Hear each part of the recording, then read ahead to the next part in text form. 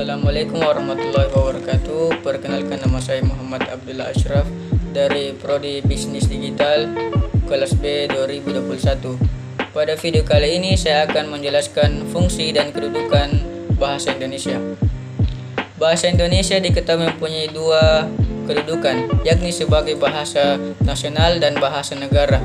Dalam kedudukannya sebagai bahasa nasional, fungsi bahasa Indonesia ialah sebagai lambang kebanggaan kebangsaan, identitas nasional, alat penghubung antar warga, antar daerah, dan antar budaya, dan alat pemersatu budaya, suku, budaya, dan bahasa di Nusantara. Sedangkan dalam kedudukannya sebagai bahasa negara, fungsi bahasa Indonesia ialah sebagai bahasa resmi kenegaraan, alat penghubung tingkat nasional, dan alat pengembangan kebudayaan dan ilmu pengetahuan dan teknologi. Sebelum saya menjelaskan materi saya tentang fungsi dan kedudukan bahasa Indonesia, saya akan menjelaskan sejarah singkat bahasa Indonesia. Bahasa Indonesia yang saat ini kita gunakan yakni berasal dari bahasa Melayu. Bahasa tersebut telah lama digunakan sebagai bahasa perantara atau bahasa pergaulan.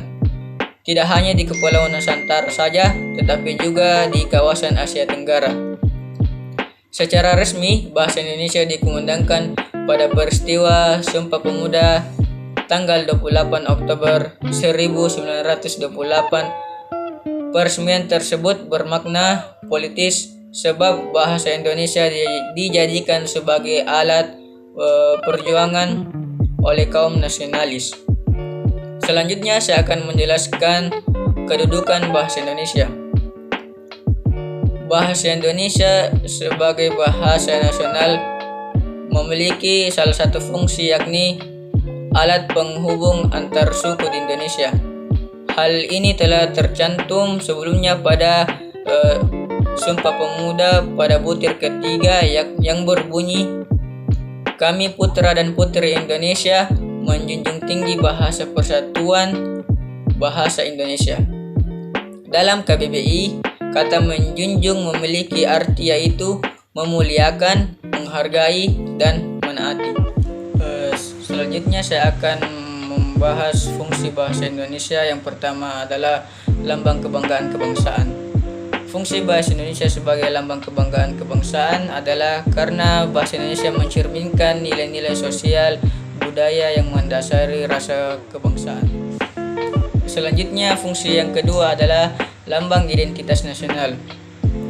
Bahasa Indonesia memiliki identitasnya hanya apabila masyarakat pemakainya, terutama kaum muda, dapat belajar dan pelajar membina dan mengembangkan sedemikian rupa sehingga bersih dari unsur bahasa-bahasa lain.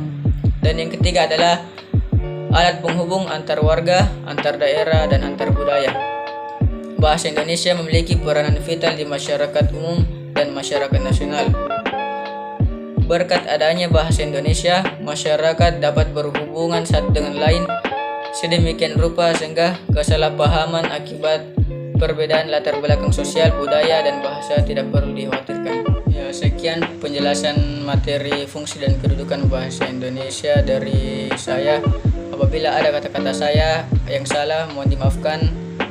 Assalamualaikum warahmatullahi wabarakatuh.